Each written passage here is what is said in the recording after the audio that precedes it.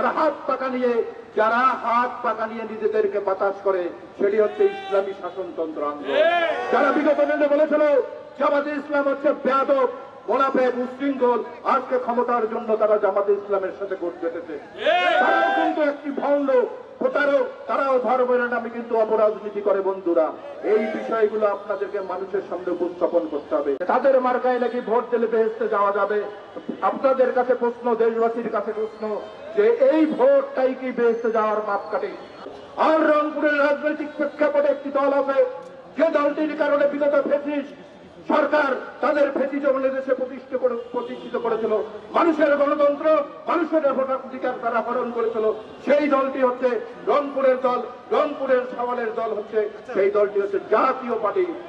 এই জাতীয় পার্টি যখন ভোট আসে আপনাদের সামনে উপস্থিত হয়, তারা আবেগতাড়িত করে ভোট দিয়ে ওই সংসদে যায়।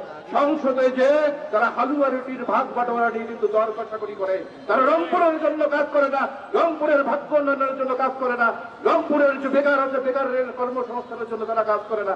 তারা রংপুরের উন্নয়নকে বৈষম্য স্বীকার করায় কোন রংপুরের উন্নয়ন তারা হয় না। যারা হাত পাকা নিয়ে নিজেদেরকে বাতাস করে, সেটি হচ্ছে ইসলামী শাসনতন্ত্র আন্দোলন। যারা বিগত দিনে বলেছিল জামাতে ইসলাম হচ্ছে বেয়াদব, মোনাফেক, উশৃঙ্খল, আজকে ক্ষমতার জন্য তারা জামাতে ইসলামের সাথে গোট বেঁধেছে। তারাও কিন্তু একটি ভণ্ড, প্রতারক, তারাও ধর্মের নামে কিন্তু অপরাজনীতি করে। বন্ধুরা, এই বিষয়গুলো আপনাদেরকে মানুষের সামনে উপস্থাপন করতে হবে। তাদের মার্কায় নাকি ভোট দিলে বেহেশতে যাওয়া যাবে। আপনাদের কাছে প্রশ্ন, দেশবাসীর কাছে প্রশ্ন, যে এই ভোটটাই কি বেহেশতে যাওয়ার মাপকাঠি? আর রংপুরের রাজনৈতিক প্রেক্ষাপটে একটি দল আছে, যে দলটির কারণে বিগত ফ্যাসিস্ট সরকার তাদের ফ্যাসিজম দেশে প্রতিষ্ঠিত করেছিল, মানুষের গণতন্ত্র, মানুষের ভোটাধিকার তারা হরণ করেছিল। সেই দলটি হচ্ছে রংপুরের দল, রংপুরের সওয়ালের দল হচ্ছে, সেই দলটি হচ্ছে জাতীয় পার্টি। এই জাতীয় পার্টি যখন ভোট আসে আপনাদের সামনে উপস্থিত হয়, তারা আবেগতাড়িত করে ভোট দিয়ে ওই সংসদে যায়। সংসদে যে তারা হালুয়া রুটির ভাগ বাটোয়ারা নিয়ে কিন্তু দর কষাকষি করে।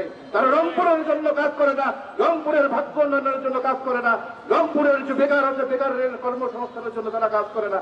তারা রংপুরের উন্নয়নকে বৈষম্য স্বীকার করায় কোন রংপুরের উন্নয়ন তারা হয় না।